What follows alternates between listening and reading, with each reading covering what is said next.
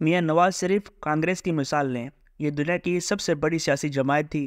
اس نے ہندوستان سے انگریزوں کو بھی نکالا اور دنیا کی سب سے بڑی جمہوریہ بھی بنائی، لیکن پھر اس جماعت کو نہرو خاندان نکل گیا۔ جواہر لال نہرو نے اندرا گاندھی کو ملکہ عالیہ بنا دیا۔ اندرا گاندھی تخت دلی پر اپنے بیٹوں کو منتقل کرنے کے خپت میں مبتلا ہو گئیں اور یوں یہ خود بھی ٹریجڈی کا شکار ہو گئی اور ان کے دونوں بیٹے بھی اور ملک بھی تباہ ہو گیا۔ اور آج کانگریس کہاں ہے؟ اس کے مقابلے میں بی جے پی ایک شدت پسند جماعت تھی۔ اس نے کانگریس اور اقلیتوں کی نفرت سے جنم لیا، لیکن اس میں کیونکہ کوئی بادشاہ نہیں تھا لہٰذا تخت کا جھگڑا بھی نہیں تھا، اور اس وجہ سے فریش ٹیلنٹ اور عام لوگ آتے جا رہے تھے۔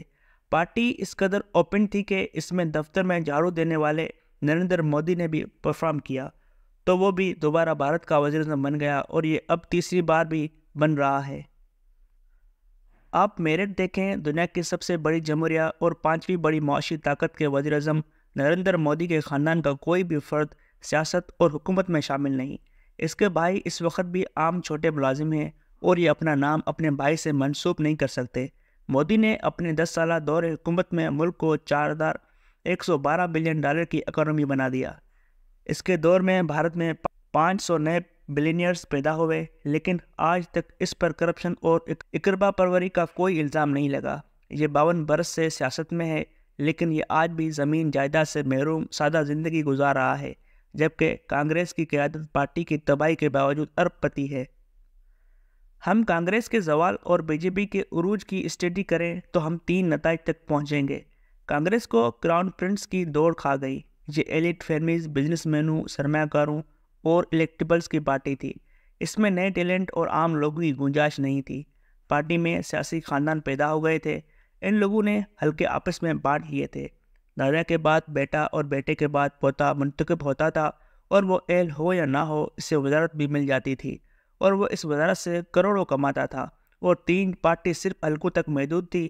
یہ ووٹرز کو پاکٹس میں تقسیم کر کے آدھے تیرے آدھے میرے، یہاں اوپر کی سیٹ میری اور نیچے کی تیری جیسے فارمولے سے الیکشن لڑتے تھے، جبکہ اس دوران ملک میں میڈیا اور سوشل میڈیا کا انقلاب آ چکا تھا اور 62% ووٹ بینک نوجوان میں شفٹ ہو چکا تھا، اور یہ نوجوان سیاسی خاندانوں سے نفرت میں پلے تھے۔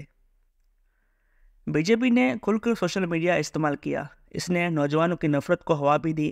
اسے اگر ہندوازم اور مسلم دشمنی میں ووٹ نظر آیا تو اس نے ایک سیکنڈ نہیں سوچا۔ نریندر مودی نے اپنا سیاسی قد بڑھانے کے لیے گجرات میں مسلمانوں کے سروں کے مینار تک بنا دیے اور پاکستان کو نہیں چھوڑوں گا کا نعرہ بھی لگا دیا۔ روایتی میڈیا، اخبارات اور ٹیلی ویژن چینلز کانگریس کے کنٹرول میں تھا۔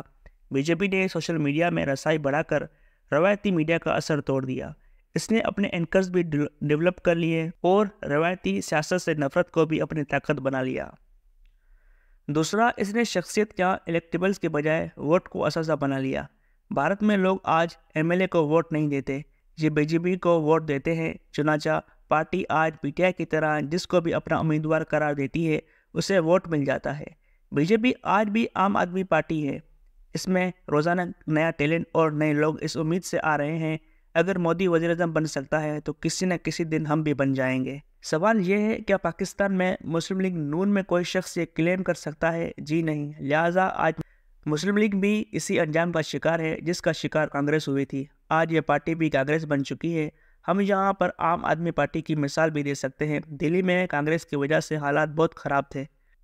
بجلی اور گیس کا میٹر بھی رشوت کے بغیر نہیں لگتا تھا۔ پینشن کی فائل بھی ایک میز سے دوسری تک پہنچانے کے لیے رقم لی جاتی تھی۔ ان حالات میں اروند کیجریوال سامنے آیا اور اس نے روایتی پارٹیوں کو زندہ گاڑ دیا۔ یہ پارٹی 2013 سے دلی میں برسر اقتدار ہے اور اس نے تمام روایتی سیاسی خاندانوں کا صفایا کر دیا۔ ہم اب عمران خان کی طرف آتے ہیں۔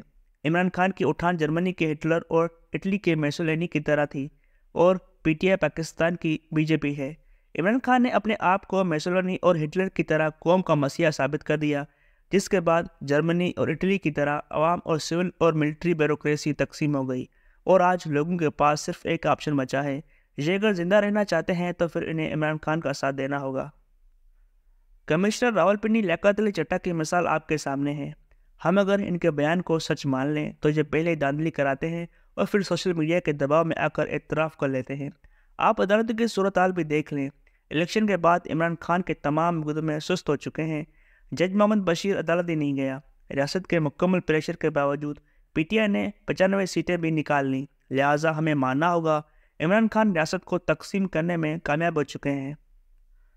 دوسرا، ان کی پارٹی عام لوگوں کی پارٹی بن چکی ہے۔ بے شک 2013 اور 2018 میں اس پارٹی میں روایتی سیاستدان اور سیاسی خاندان تھے، لیکن 2024 میں یہ عنصر مکمل طور پر ختم ہو گیا اور پارٹی نے ریاست کی مکمل مخالفت کے باوجود اپنا وجود بنوا لیا اور یہ اب دیو کی طرح ملک کے درمیان کھڑی ہے۔ عمران خان نے یہ بھی ثابت کر دیا پی ٹی آئی کا ووٹ کسی امیدوار کا ووٹ نہیں، یہ صرف اور صرف عمران خان اور پارٹی کا ووٹ ہے، اور پارٹی جس کو بھی کھڑا کرے گی وہ کسی بھی انتخابی نشان سے الیکشن لڑے گا، وہ جیتے گا۔ عمران خان یہ ثابت کرنے میں بھی کامیاب ہو گیا، میری پارٹی میں عام لوگوں کی گنجائش موجود ہے۔ آپ صنم جاوید ہوں، یاسمین راشد ہوں، عالیہ حمزہ ہوں، شاندانہ گلزار ہوں، سرتاج گل ہوں یا پھر علی امین گنڈاپور ہوں، آپ میں اگر سیاسی ٹیلنٹ ہے تو پارٹی کے دروازے آپ کے لیے کھلے ہیں۔ اس شخص نے تمام روایتی سیاسی خاندان اور چہرے اڑا کر رکھ دیے ہیں، لہٰذا ہمیں ماننا ہوگا وہ اسٹیٹس کو جسے ذوالفقار علی بھٹو نہیں توڑ سکے، اسے عمران خان نے توڑ دیا۔ یہ اب ایک بڑی طاقت ہے اور اس کے سامنے اب کوئی نہیں ٹھہر سکے گا۔ میاں نواز شریف کو اب ان حالات کا جائزہ لینا ہوگا۔ ان کے پاس اب ایک ہی آپشن ہے، یہ خاندان سے باہر نکلیں اور اپنی جماعت کو باقاعدہ سیاسی جماعت بنائیں۔ یہ اگر عمران خان کا مقابلہ کرنا چاہتے ہیں تو پھر انہیں عمران خان بننا ہوگا۔ یہ پارٹی کی فرنٹ رول ختم کر دیں، اسٹیج پر اکیلے بیٹھیں اور ان کے دائیں بائیں شریف فیملی کا کوئی فرق نظر نہیں آنا چاہیے۔ پارٹی کو نئے ٹیلنٹ اور عام آدمی کے لیے کھولیں، بلوچستان اور پنجاب میں کسی اینڈ شخص کو سی ایم بنائیں تاکہ سیاسی ورکرز کو یہ یقین آ سکے ہم بھی کسی نہ کسی دن وزیر اعلیٰ اور وزیر اعظم بن سکتے ہیں۔ پاکستان کا پہلا پولیٹیکل کالج بنائیں جس میں اپنے ورکرز کو سیاسی ٹریننگ دیں۔ سوشل میڈیا کالج بھی بنائیں جس میں ورکرز کو نئے ٹیکنالوجی سکھائی جائے۔ منشور کو ریسرچ پیپر میں تبدیل کریں۔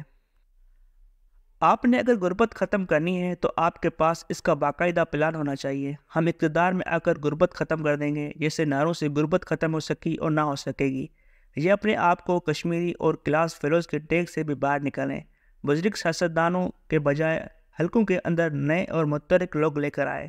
عمران خان نے 2024 کے الیکشن میں ثابت کر دیا ہے، اب الیکشن لڑنے کے لیے 10-20 کروڑ روپے نہیں چاہیے، بیانیہ چاہیے۔ میاں صاحب دیکھ لیں، ان کے امیدوار کروڑ روپے خرچ کرنے کے باوجود ہار گئے، جبکہ عمران خان کے وہ امیدوار لوگ جن کے شکلوں اور انتخابی نشانوں سے بھی واقف نہیں تھے اور جن کے پاس الیکشن بوتھ کے لیے بھی لوگ نہیں تھے، وہ جیت گئے۔ چنانچہ میاں صاحب کو اب حلقوں میں تگڑے اور پیسے والے لوگ نہیں چاہیے، انہیں بیانیہ چاہیے، اور یہ کارکن اور ٹیکنالوجی کے بغیر ممکن نہیں ہوگا۔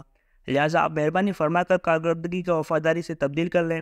آپ کو اب اپنے ارد گرد منڈلانے والے لوگ بھی نہیں چاہیے، آپ کو فیلڈ ورکرز اور وزارتوں میں کام کرنے والے لوگ چاہیے۔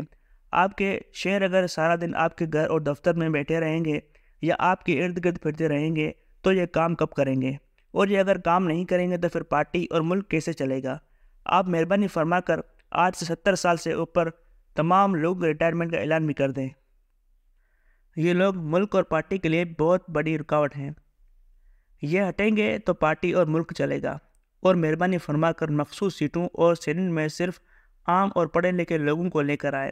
آپ نے یہ دونوں فارمز بھی سیاسی خاندانوں اور اپنے دائیں بائیں پھرنے والے سفارشیوں کے لیے وقف کر رکھے ہیں۔